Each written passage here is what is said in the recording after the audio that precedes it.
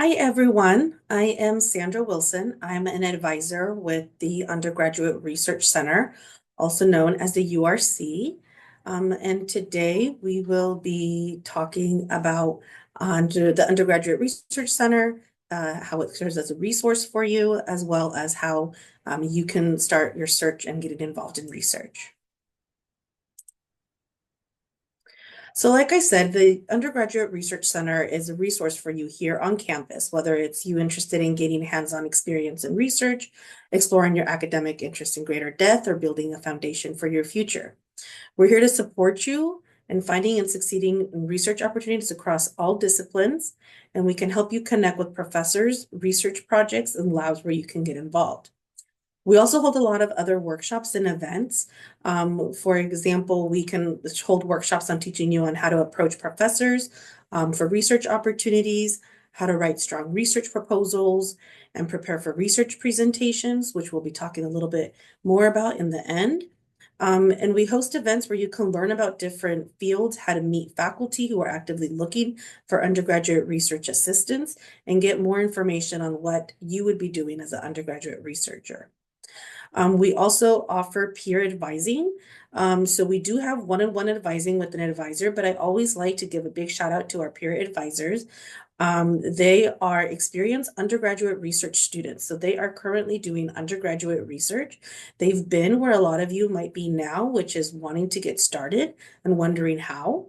Our peer advisors are here to answer any questions that you might have, share their experience, and guide you through the process. There's also funding and grants, so we'll talk a little bit more about that as well.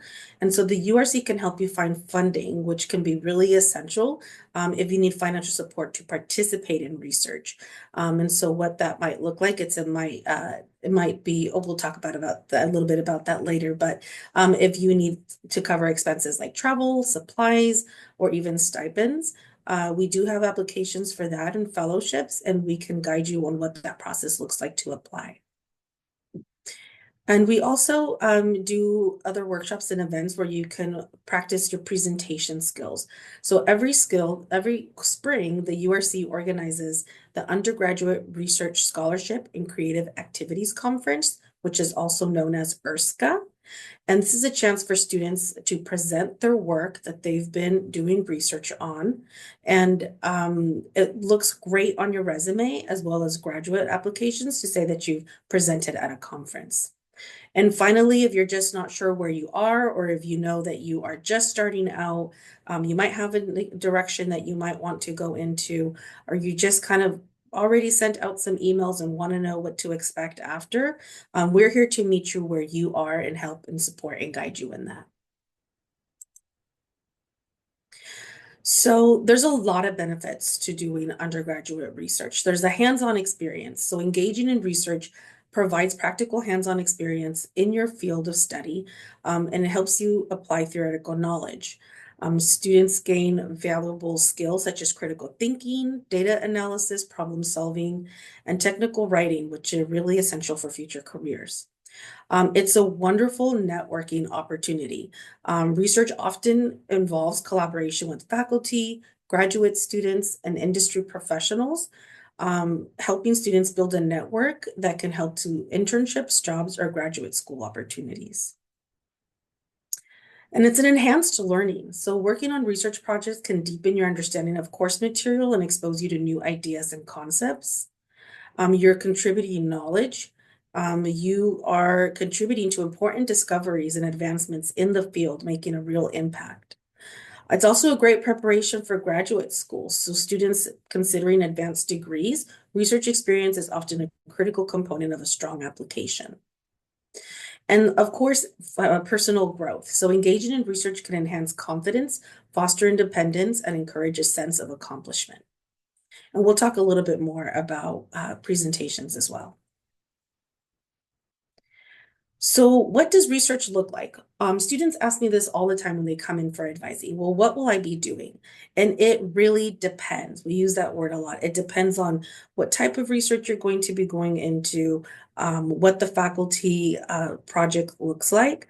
But it's a lot about asking questions. That is often how research begins, with curiosity and wanting to know more. So students and faculty, while doing research, explore why and how. They are basically the driving investigators that can range from um, understanding biological processes to examining social issues. There's a lot of questions that you might be asking that are answered with research. It can be studying trends, so analyzing patterns over time or across populations to understand behaviors, environmental changes, or technological developments.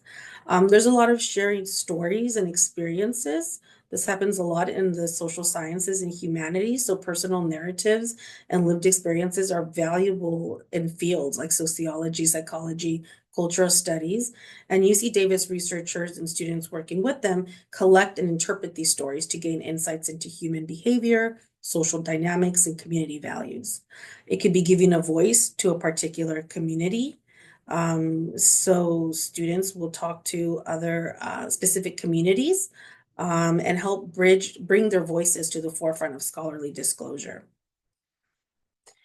It could be filling a gap of knowledge. So every research project aims to address unanswered questions or unexplored areas within a discipline.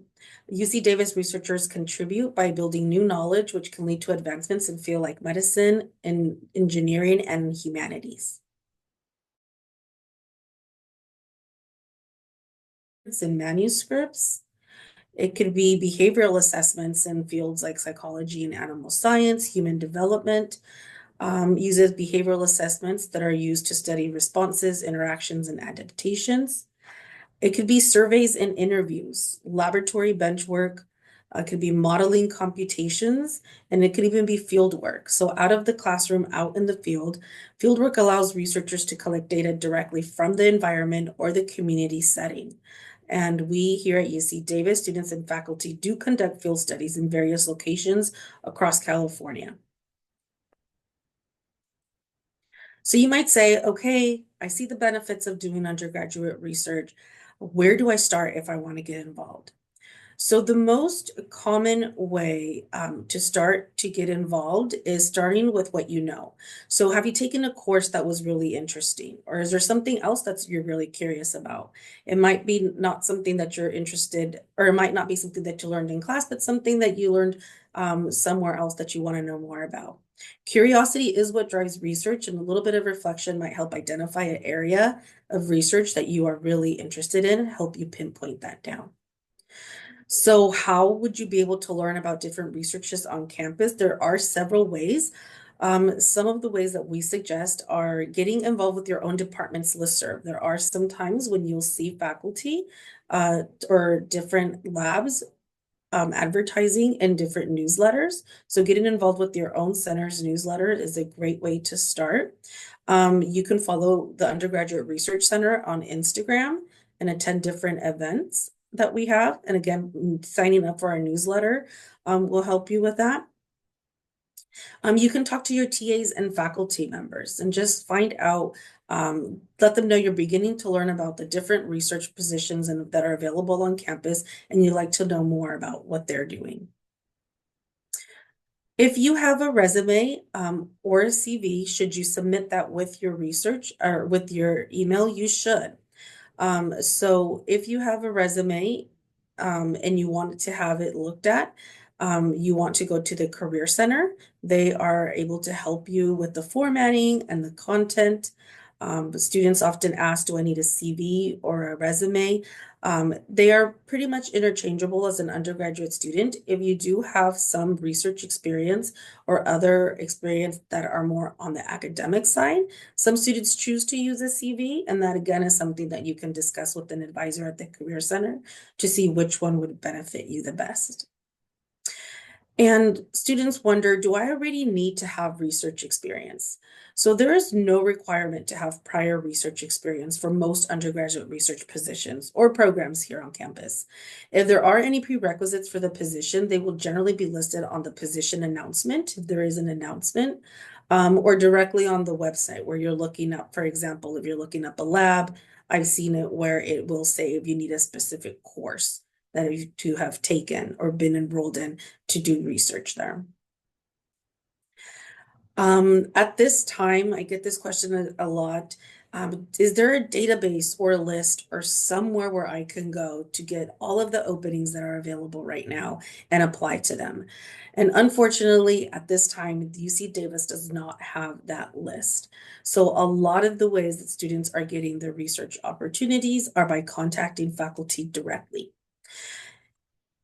So students contact faculty directly by a cold email, and that is basically what it is. It's a quick email, short, a quick introduction of you. You're sending it to someone with whom you have no previous relationship or connection with. And it's often very quick and specific and to the point. It introduces you, it explains why you're reaching out. You would let them know you're looking for an undergraduate research opportunity, or you're looking for a conversation to discuss the possibility. It's very clear in your email. And so we'll go over a little bit more of that. But first, how do you decide who to contact? So we say you got to do your research on the researcher. So on this slide, you'll see I just pulled up just any department on campus, and usually under people or under faculty on the bars up top, they'll usually have a list of all of the faculty.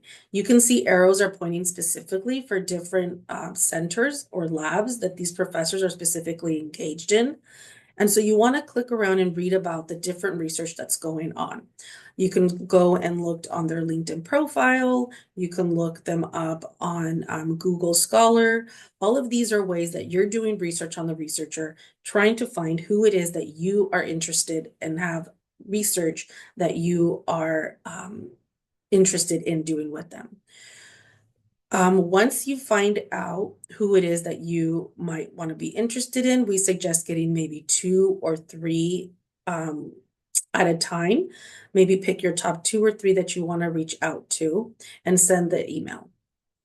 The email can be something just as quick as this that's on the screen.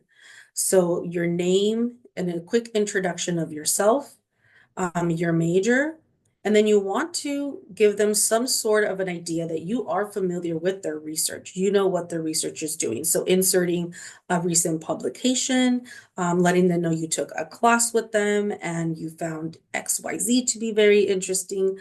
Something that lets them, the faculty member, know that you are wanting to do research with them because you are just as curious about the research that they're doing as they are. You do want to be very clear in your intention for the email. So saying that you are looking for a research opportunity. The reason why we say this is because there are a lot of faculty who get requests for informational interviews, or if a student is already doing research and they want to kind of get a little bit more insight about another faculty member's research, they'll go and talk to them. And so you just want to be clear when they're reading the email that they know what it is that you're looking for.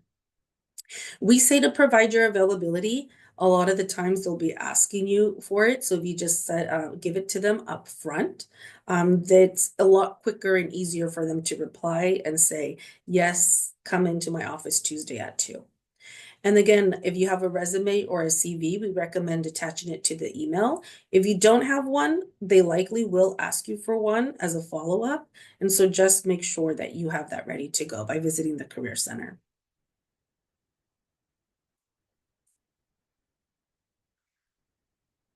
So being prepared.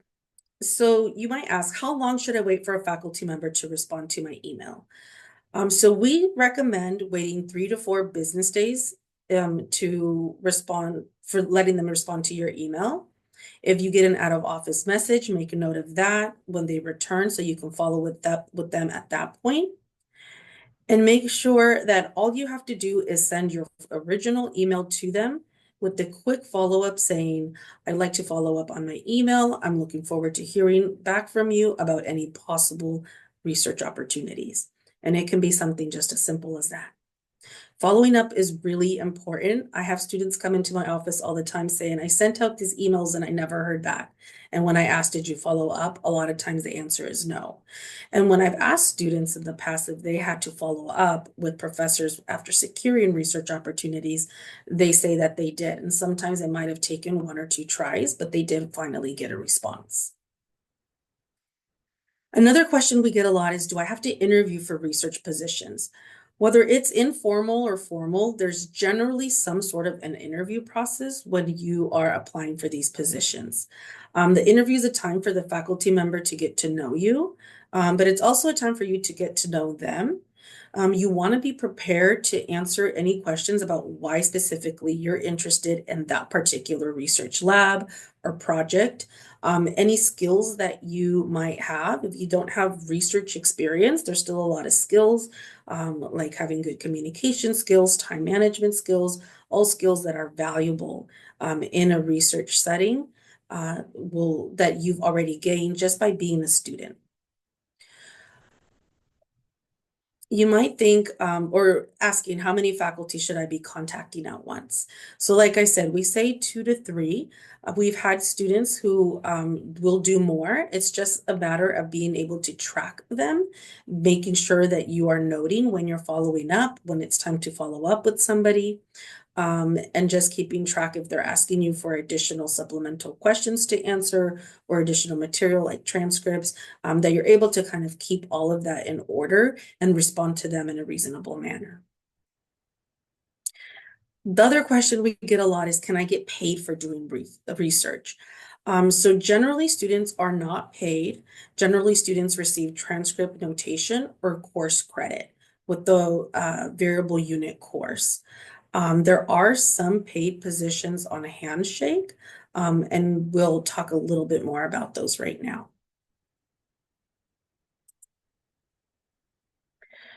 So Handshake is another way to receive, to find other research opportunities. So it is an online platform here at UC Davis out of the Career Center. You have an account as a student automatically. And from my understanding, there is a way to specifically search and for research labs.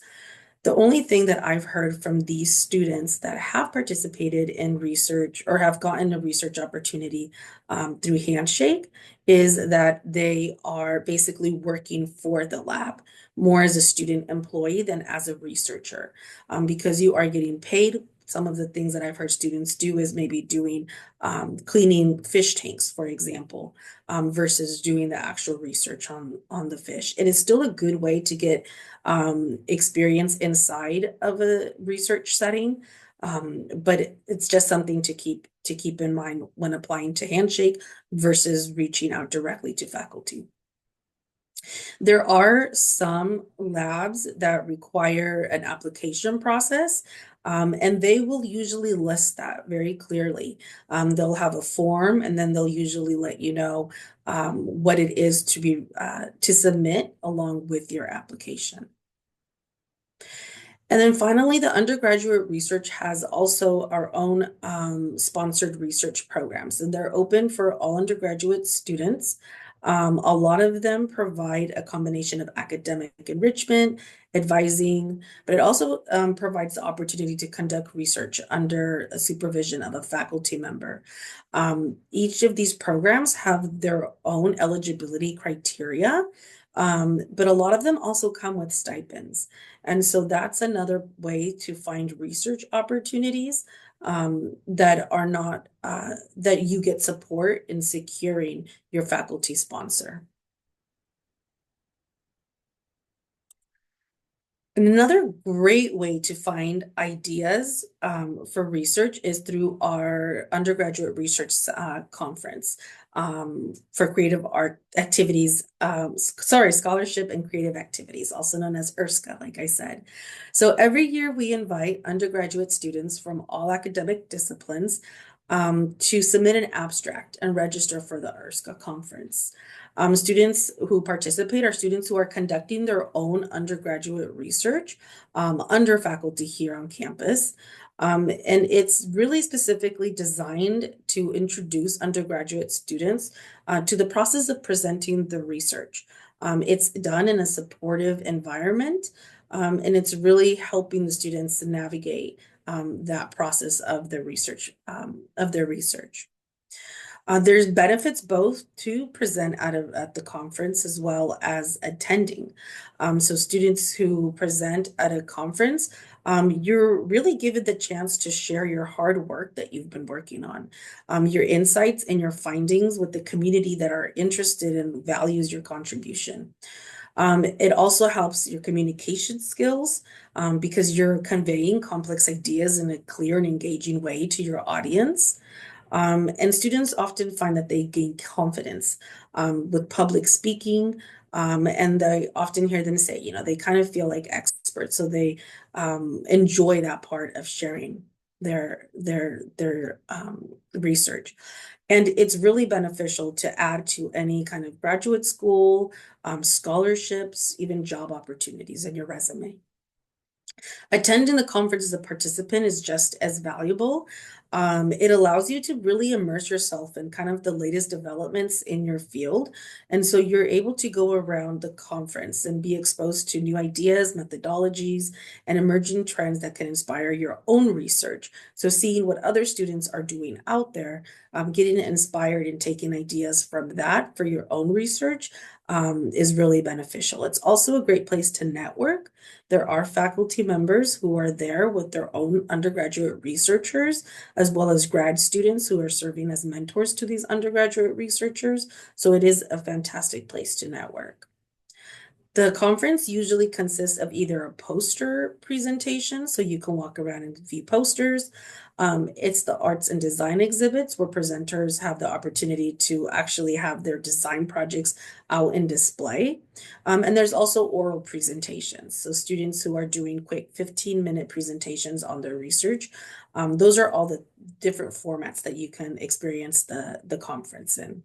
It is free and it is open to the public, so you're welcome to attend and go support other fellow colleagues of yours during research. It's a really large event. This year we had close to 900 students participate in the conference. And so our next conference is next year on April 25th and 26th. And you should be hearing more about this, so make sure you attend. So the next thing I wanted to talk to you about really quickly is awards. So there are several awards that come out of the Undergraduate Research Center that once you are involved in research or even completed your research, you would want to look into maybe applying to the Chancellor's Award for Excellence in Undergraduate Research, for example.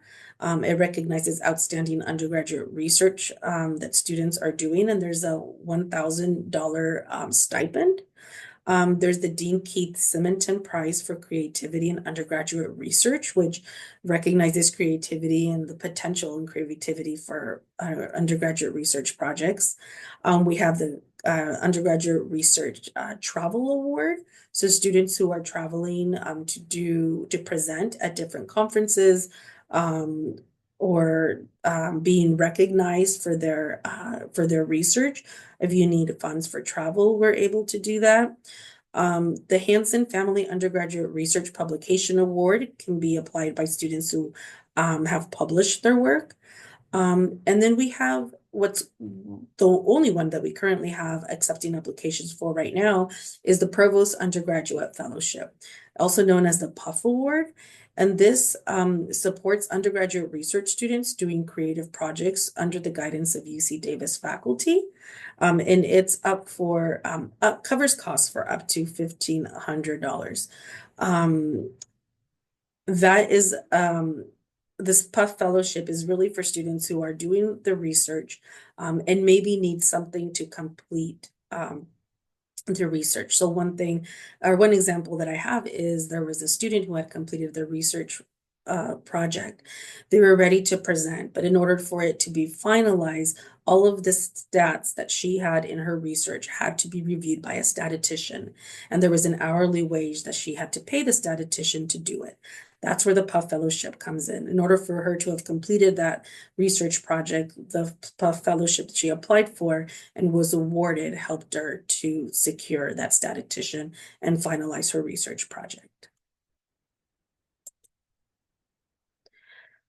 So getting involved in research can really open a lot of doors. It allows you to work closely with professors, develop a new set of skills, explore your interests in ways that you really can't in a typical classroom. And plus, it can really set you apart if you're applying for jobs or graduate programs. So if you're curious and ready to jump in, I encourage you to visit our website and get more information, or schedule an appointment with either myself or one of our other peer advisors. We also are on Instagram, and you can come onto our website, like I said, to get more information. We are here to meet you where you are, and we would love to meet you. Thank you. I'll open it up to question and answer.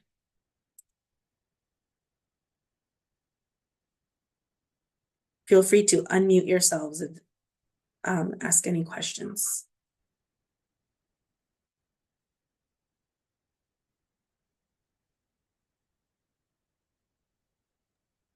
Oh, sorry. Was someone else going to say something? Okay. I was wondering, if students are interested in doing a senior's honors thesis, when is it recommended that they start working with and developing that research with a faculty member? Yes, I would say start with your own department, because I know different departments have specific requirements, whether there has to be specific courses that have to be taken prior to. I've seen that in certain majors. There are other majors that have specific GPA requirements or other things that need to be completed in order to participate in an honors thesis. I would say it's never too early to start. Generally, honors thesis I know are considered for juniors and seniors.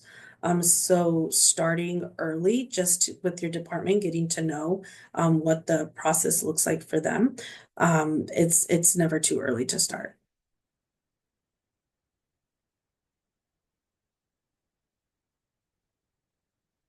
And Any other questions? Oh yeah. sorry, I was just gonna follow up with for anthropology students who are interested, there is a minimum GPA of 3.5 in your ANT classes in the start of the academic year that you want to do an honors thesis for. And I believe you have to have completed 135 units before applying for the honors thesis.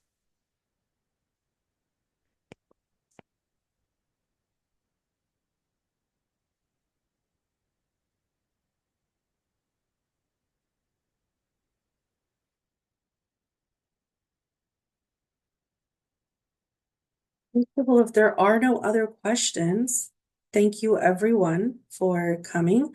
Like I said, you can make appointments with us at UC Davis. I'm sorry, appointments.ucdavis.edu, and just find the pull down menu Undergraduate Research Center, and then you can schedule a one-on-one appointment with myself or with another advisor here. Thank Thank you you so so much for your much. time. Thank you.